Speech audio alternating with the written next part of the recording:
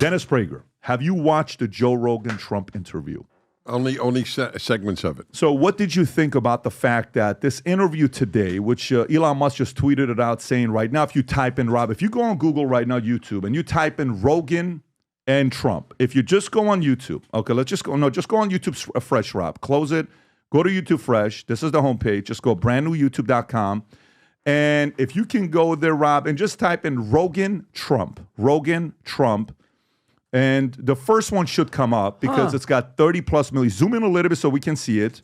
Okay, zoom in a little bit if you can see it, Rob. There you go. Don't see it. So The Hill, 30,000 views. MSNBC, no, at the top. MSNBC 176. The Hill 422. Let's go a little bit lower to see what's next. So the next one is still not him. That's Watch Mojo, not him. None of them. That's a Thoughts on the podcast that he does with Bravo and others. Not him. That's a clip. Not him. Then CNN, keep going. Not him.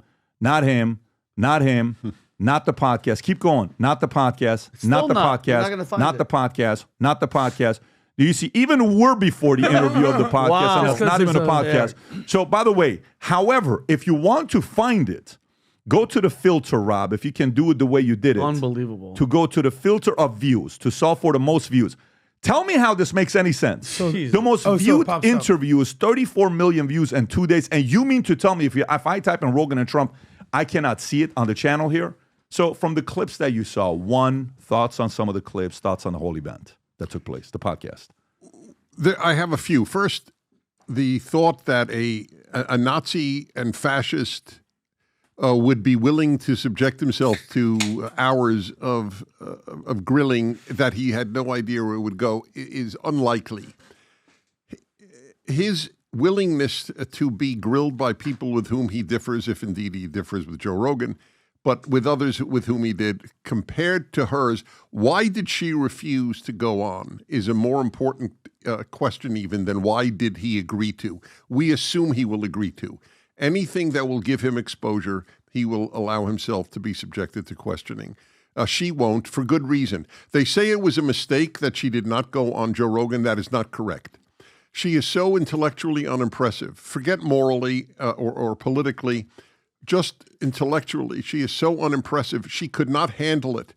And so she is better off not having appeared than having... You believe that? Oh, I absolutely believe it. So you think if she went for 3 hours, what would have happened? The vapidness of her thinking process would be so clear that it would be as embarrassing, if not more so, than the Joe Biden appearance in the debate with Donald Trump. Let me ask you this. Do you think she knows the meaning of the vapidness? Like, you think she knows what vapidness means? Absolutely. Because it took you 2 words to start off with a big word to say the vapidness. You know why? It's funny. I love the word vapid for whatever reason, because I can't think of something that quite approximates the power of vapid. Vapid is an immense emptiness. It's emptiness to the third Unsophisticated, power. right? Like no, empty. It means literally vapid. Yes, unsophisticated is a given. Yes, right, but that you will find this fascinating. You could do it right now. Dennis Prager, Kamala Harris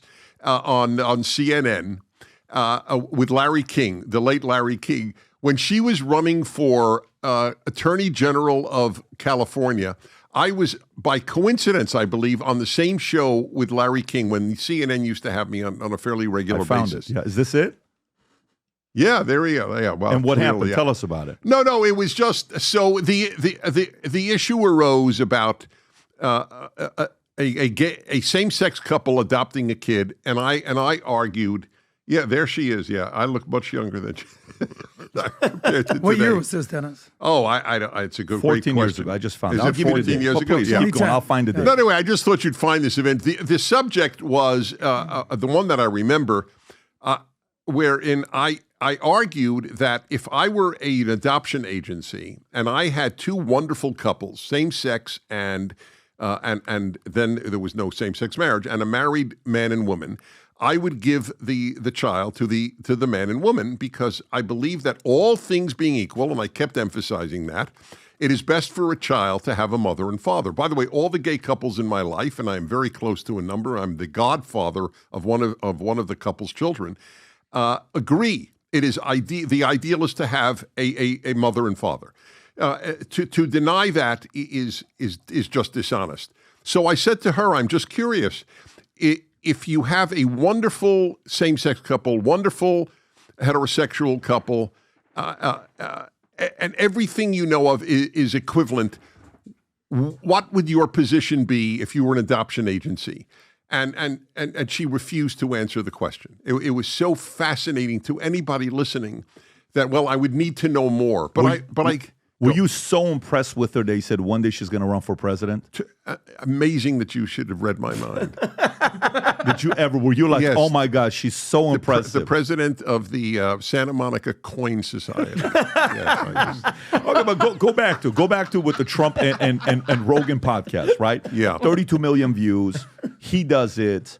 You know, it's all over the place. You know, independents, because Rogan's got the biggest independent viewership, undecided voters. He's probably got that base. How big of an impact do you think that has on the election? So the question is, and I don't know, and no one knows, how many quote-unquote undecideds are there? Because it's as my producer said to me the other day, Dennis, do we know any undecideds? You know, like, do they live in a certain city? Are they in a suburb of Cleveland? Where are the? I hope there are undecideds. I'm not. I hope I'm wrong, but I'm a bit doubtful that there's this gigantic undecideds vote. There might be. Run a poll of watching this. Who is an undecided voter? Who is watching this podcast that has still not made a decision who they're voting for? Just put yes. No, I'm actually curious to know what this percentage is. But go ahead. No. So yes. Let me put it to you this way: if there really are, any serious number of undecideds, it would seem to me that it would be breaking on his behalf. I mean, I don't know what appeal that she has, except that is there a serious percentage of undecideds that believe he is a Nazi? By the way, I just want to say something about the Nazi charge. It is a shame on Jewish groups like the Anti-Defamation League that they do not, on a daily basis, condemn in the name of protecting Jews, condemning those who call Trump a Nazi and a fascist. All of this is this is critical. If I came to say one thing, this might be the most important. The calling of Trump a Nazi and a fascist, all it does is reduce the power of the word Nazi and fascist to repulse decent human beings. Mm-hmm. They have cheapened the greatest evil. And why Jewish groups are not unanimous in condemning the Democrats, and it's not just Kamala Harris, it's the Democrats, for using the term like nothing, like water, is a shame on the ADL and other groups that claim to defend Jews. You forgot the word Hitler as well, but let me ask you a question. Yes, Dennis, that's right. Why is it? Why aren't they stepping up? Why aren't they saying something? Why is this shift happen? About them not stepping up and saying, you're calling this guy Hitler. So here's what I want to do. Yeah. I want to come back to that, Yeah. okay? Mm-hmm. We're for sure covering that. Rob, play 2 or 3 clips from the Trump-Rogan podcast. Then I want to go to the Madison Square Garden with the comments that they're making. I want to stay on this thing here. Just play 2 or 3 of them. One of them, which was a funny one, and then just play a couple other clips. We'll comment on this and go to the other issue. Go for it. The rhetoric is also that you're Hitler, and that in order to stop Hitler, you have to do whatever it takes. That was okay, yeah. Yeah, and this is, I mean, you're hearing this now. Kamala compared you to, said your love of Hitler yesterday. Kamala's a very low IQ person. Mm-hmm. She's a very low IQ. I'm for taking tests, too. I think anybody that runs for president they should give them tests. And it's not an age test. I actually like this idea, by the way. If you look back on history, 70s and 80s, some of your greatest leaders in the world history, long-time world history, they were in their 70s and their 80s. But I think you should take cognitive tests. I think they say it's unconstitutional. But That's ridiculous. I think Kamala should have a test because there's something missing. There's something wrong with her. Well, I think it's pressure. I think the pressure and the scrutiny, you've been a celebrity for a long time and you understand what this is like. But for someone who's in her late 40s, who becomes the vice president, who runs for president, becomes the vice president, and then all of a sudden the weight of the world is on your shoulders and there's all these people paying attention. A lot of people clam up. But you either have it or you don't. Correct. Look, this is an interview. We've covered a lot of territory, right? And you know, it's fine. I don't care. I want to. I think it's much more interesting. To do an interview with Anderson Cooper, a crazy softball interview. She took 2 days off and she studied all day long, and then she comes out with a result that was a real embarrassment. That was a really bad interview. She couldn't answer a question. Rob, that's good. And every question. What do you think about this?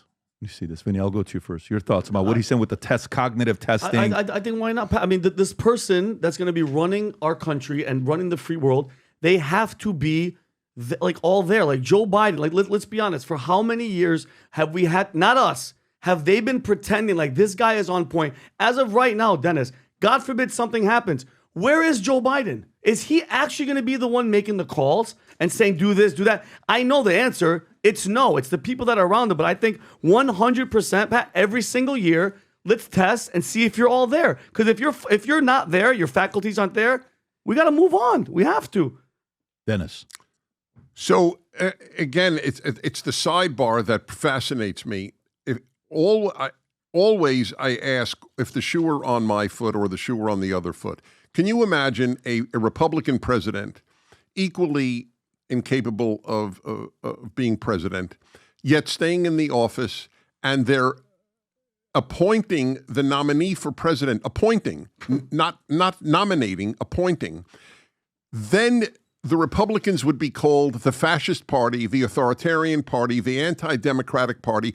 But if this is done by the Democratic Party, what I'm about to say is among the more painful, and there are many painful things to say about my beloved country, but this is one of the biggest ones. The New York Times, the Washington Post, the Los Angeles Times, and nearly every major newspaper, NBC, CBS, ABC, NPR, PBS, you name the three initials, they function, and I speak with some degree of expertise in this. This was my field, the Soviet Union, communism. I learned Russian. I went to communist countries often. Pravda, it was to the Communist Party in the Soviet Union what the New York Times and the Washington Post and the LA Times are to the Democratic Party in the United States. I can't tell you, when I came out 40 years ago to California from New York, I was so in love with the New York Times that I subscribed. There was no internet then. I got the physical New York Times. There was no national edition. The New York Times, wrapped in brown paper 4 days late. That's how much I admired the New York Times. And now it is nothing more than what Pravda was to the Communist Party. It is the way they write headlines, the way they write Trump lied in a news item, not allegedly lied, not opponents consider him to have lied. The language that you can't tell the difference in the New York Times between an opinion piece and a news piece. Tom, your thoughts on this? Well, first of all, I did something in reverse. As a young man, I loved to read Jim Murray, right, the great sports writer. And so my parents would get me the LA Times that arrived wrapped up like a little log in brown paper 3 days, 4 days late. And I used to go in there and I would read Jim Murray and read sports pages and things like this. But I remember similar metamorphosis with the LA Times because I got my master's at Pepperdine and lived out there for some time. And I'm like, I can't believe this. I believe somewhere we went from some commentating to campaigning. And that's the difference that I think has happened in the news media. Right. They're spokesmen for a party. That's right. That once upon a time, they were commentating on the issues of the day. And it used to be the newspaper was like, not this voice of reason, but it was a clearinghouse for endorsement. And people looked to see, well, the LA Times, along with the sheriff of LA County, the head of the fire department, the school board. Yeah, you said that on the last podcast. Yeah, that's right. But for the benefit. Right. Yep. That used to be like an important piece and role of the newspaper was to present to you, the citizen. Well, you'll all of find these then things. you'll find this fascinating. I think all of you will. I used to write for the LA Times regularly. Regularly. You look up Dennis Prager, Los Angeles Times, you will see column after column after column. They had column right and column left. They don't, starting in about 2003, 4, whatever it was, a shift, it went from liberal, which I admire, to left wing, which is always destructive. Everything the left touches, it destroys. That is one of the understandings one must have about life. There's no exception to that rule. And so, by the way, the most positive piece ever written about me in a mainstream newspaper is in the Los Angeles Times from the 1980s, in my radio show, which was then on Los Angeles. The thought that they would write a positive piece about me today is laughable, needless to say. They did a front page piece on me and PragerU and on a Sunday edition of the LA Times, and obviously it was negative. It wasn't as negative as I expected, but it was negative. But I want people to understand these newspapers went from liberal, which I respect, to left wing, which I detest. So going back to the question here, if you are choosing your president, okay, and you have a choice on what tests, Tom, you would want your candidate to take, okay? I'm going to give you 5 tests. Which one of them is the most important on how to choose a president, okay? One is their physical that they get from the doctor, okay? And so let's just say one candidate is not disclosing it fully. It's, well, what are you hiding from us, right? The other one is their tax returns, okay, to see what they're doing with their money, how much money they're making. 3 is an IQ test to find out where they're at mentally, how sharp they are. 4 is their, I guess you can't even do this one here. And then credit score, which is a part of a money. Let's just say you run their credit to find out where their credit is, 450, 650, 550. Out of these tests, which one of them is your number one? Well, are you looking at me? I'm curious to know which one you would say is number one. None of them interest me. Tell me why. Because they don't tell me a damn thing about what matters about a president. I want a moral Q test, not an IQ test. IQ and wisdom have no relationship. How do you do a moral Q test? Okay, I'll give you an example. Please. Okay, tell us what the Gulag Archipelago was. How many people did Mao kill? Who was Pol Pot? I want to know if they know about good and evil in history, because that's what I'm preoccupied with. I fully admit it. And if they don't know a damn thing about the greatest evils of the 20th century, they are not going to make a great president. Those are the questions that I would pose. I want to know, do you understand what is the difference between good and evil? Do you believe that the United States should be should take an interest in the affairs of the world? What type of interest? Do you think that the United Nations has been a positive? And let the American people judge. But both candidates get the same questions. Has the United Nations been a force more for good or more for bad or useless? Would you like the United Nations to stay in New York, or do you think it would be better if it moved to Tehran? These are operative questions I'd like to pose. It's so interesting that's your. So let me ask Adam: are you different than what Dennis said? I'm just curious. Is anybody different with Dennis's? Tom, are you different than Dennis's answer? No, you're with them. Okay, Adam, I'm going to come to you. I'm a little bit different from Dennis. Would it be health, tax returns, IQ? I agree with Dennis in one capacity. What you're talking about is essentially a civics test, but also a worldwide civics test. Do you know what the hell communism was? Do you know what fascism was? Do you know what Nazi was?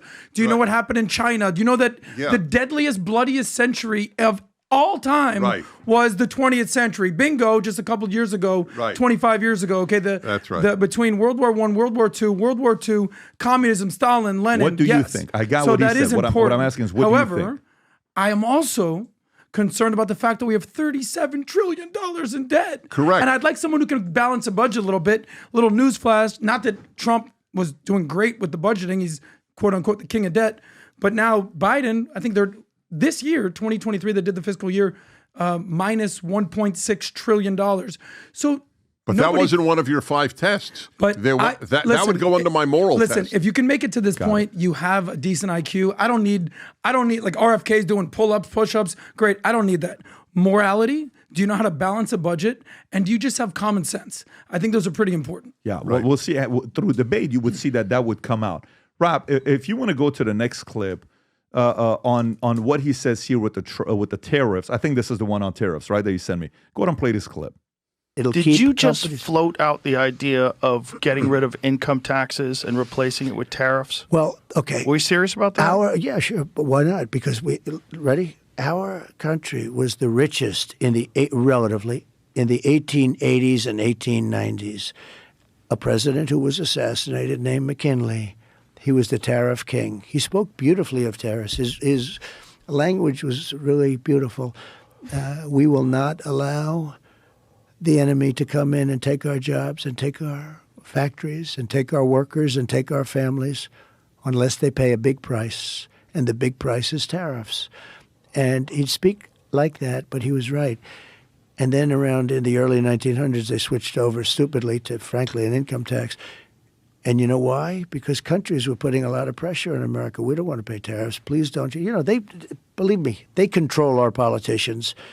If you look at the kind of numbers that these guys make then and now, but we had a commission meeting in the, I think it was 1887. Think of this problem. We were so rich, we had so much money, we didn't know what to do. So they set up a blue ribbon commission on tariffs. And the sole purpose is what to do with all the money we had. We were so rich because we were taxing other people for coming in and taking our jobs.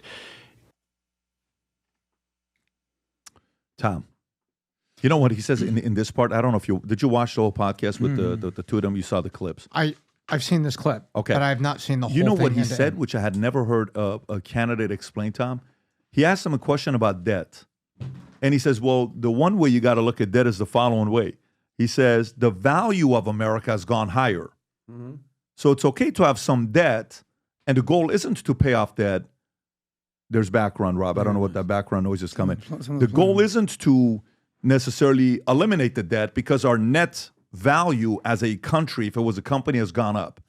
He explained it. Do you also agree with him on the?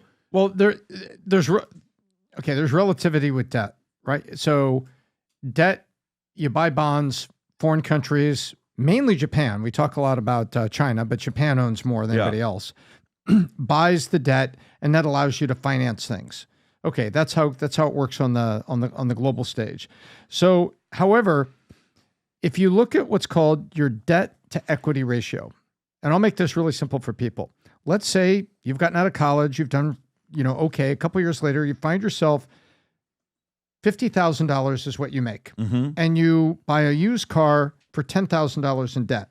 Well, that means you're 5 to 1. Your income to your debt, 5 to 1. But 3 years later, you're making $75,000 because you got a couple big raises and you changed jobs. But now you've paid off part of that, and you only have $7,500 on that little car loan. It says you are now from 5 to 1. You're now 10 to 1. And so if the value of a country goes up, and the asset value goes up, and the GDP goes up, then there is an impact on the debt. That's true, except we have run right past every ratio I'm familiar with in terms of the amount of debt that we have racked up, to the point that the mere interest on what we have, not Social Security and Medicare, interest is suddenly the first and most important thing that we pay. For people, it used to be your rent in your house. Nope. For the United States of America, it's interest. Adam. I mostly have a question for Pat and for Dennis, but I'll make a statement. It seems like what's happening right now, especially with Trump on Rogan, Trump seems to be kind of like he's buzzing, he's floating, he's up, he's the favorite at this point. The biggest, I think, disparity between Trump running now, his third time, versus in 2016, is he actually has an ideology. I think now, in 2016, the criticism was he just kind of was going with the wind right now. Now it's pretty clear he loves America. He's not a Russian asset. I think that's kind of clear at this point. We fell for it, right? Some of us people. He wants to build a wall because walls aren't racist. Let's, protect our border. And he loves tariffs. He said on the podcast with PBD, tariffs, it's like my favorite word, better than love. I was like, whoa, that's pretty interesting. So it's kind of like he's found his groove and he found what he actually stands for. And he knows the difference between a man and a woman. That's a whole nother situation. But do you think he actually has a more of a pragmatic approach? He stands for something versus just kind of kowtowing around? Well, I'd like to react to one comment you made, and happily react to more. But when you said he loves America, so my own background, and it's easily found on the internet, was I was opposed to when he was running in 2016, I was for any of the other 14 before him. I didn't think he was a serious man. I didn't think he was a conservative. I don't particularly appreciate people cursing in public every so often. I get it, but so anyway, I had my problems. I wrote, however, in National Review at the time, if he is nominated, I will support him because the Democrats are just destructive. Okay, and it's anyway, so ended up supporting him. During his administration, I turned to my wife one day and I said, this man loves America. I agree with you. He loves America, and the left does not love America. And I have a proof from 28, I think it's 2008. And I literally at the moment it was done, I played it, and I've played it maybe 50 times since. When Barack Obama said to an audience, "We are 5 days away from fundamentally transforming the United States of America." And I said, it is not possible to love whatever you wish to fundamentally transform. If a man said, you know, I love my wife, but I'd like to fundamentally transform her, he doesn't love his wife by definition, or she him if she wants to fundamentally transform him. So that if you needed any proof as to the left's view of America, it sucks until we fundamentally transform it, and you can't love what is despicable. The country's despicable. I was never proud of it, Michelle Obama said, until my husband got the nominations the first day in my life. Remember when she got up and said that? This is the first time in my life I'm ever proud to be an American. And none of this made an impact on people voting for Barack Obama. It was astonishing. They have contempt for what is good. By the way, that holds true for the Middle East. They have the same people have contempt for America, which is fundamentally decent, have contempt for Israel, which is fundamentally decent. Their moral compass is permanently broken. So, you know, that gets me to want to transition to the next story. But what we'll do, Vinny sent out Rob, if you have that, which is kind of interesting, is we're talking about Rogan and Trump cannot be found on YouTube. This is Vinny showing the top donors in the Harris top donor contributions to Trump and Kamala. Principal campaign committee's 2024 cycle as of September 2024. Look at Google. Oh, weird. Look how much money they've given. Can you see the number? What is it? 1,464,300. That's the most out of any company. It's not even American Airlines is Trump's. Yeah, Trump. No, that's how much. It's the most. All the big companies go left. Yeah.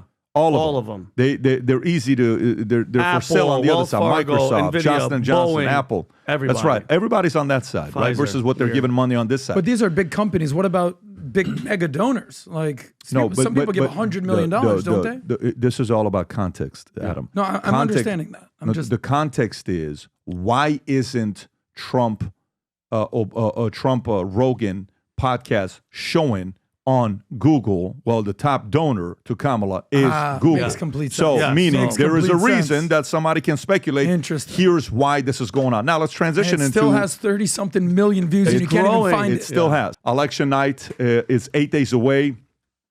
The event is such a hot commodity right now. No joke. I'm at Chops eating Saturday night. The valet guy comes and says, hey, man, can I get 2 tickets? I'm trying to buy. I had to get his number. I'm like, I got my family. I'm trying to get in the car. I go to the house, letters sitting in front of the house. A neighbor says, hey, Pat, I just bought a house in this area. I was trying to buy 2 super VIP tickets. Is there any way we can get letters? Everybody's getting, you got a message on Connect of a guy that wants 2 super VIP. Guys, just so you know, the elite tickets sold, gone. The super VIPs oversold. If you gave us $40,000 a ticket right now, we can't sell it to you because it's capacity. I think we have 7 tickets of VIP left. I think we have 12 tickets of the premium left. And I think we have less than 300 tickets of the general left. Once it sells out, it's done. Just so everybody knows. And if you don't know what this event is, Rob, we have, at this point, people have probably seen the video. I don't know if I want to play the video or not. But if you want to kind of play it, and we'll go to the second half of the video. We just bought a building, 11 acres. We're going to have a great time at this building. We're going to have a bunch of people coming down here. That'll be with us. Jorge Masvidal. I think Little Pump is coming. I think Mike Chandler's going to be there. Candace. I think we have Emily Dave Austin Smith. that's going to be there. Emily Austin's going to be there. I think we got Vince, who Vince will be there. Vince Ellison will be there. We got a big lineup. Francis, Sammy, a bunch of people that you're going to know. Ryan Montgomery, a bunch of them are going to be there that night. We will start at 6 p.m. Gates will open. A lot of you guys will go to the Inner Miami. You'll get in a shuttle. It'll escort you over to us for security reasons. We're getting everybody to be secured. And then when you come here from 6 p.m. till 2 o'clock in the morning, we'll be together and we'll be live on the podcast. I have a feeling it's going to be the biggest live podcast worldwide on YouTube that will be broadcasting. And if you haven't yet bought a ticket for yourself, bring your family, bring your relatives, bring your peers. Let's spend that night together. Who knows how the results are going to be? Whatever it's going to be, we'll be talking about a lot of issues on what will happen post-election. So November 5th, go to $59.90 live. Buy your ticket before it sells out. And don't connect and say, Pat, is there any way I can get a ticket? We can't sell you more because it's a number that we reach and I know we can't sell you anything else. And I'm telling you, I'm getting a message right now left and right. If you enjoyed this video, you want to watch more videos like this, click here. And if you want to watch the entire podcast, click here.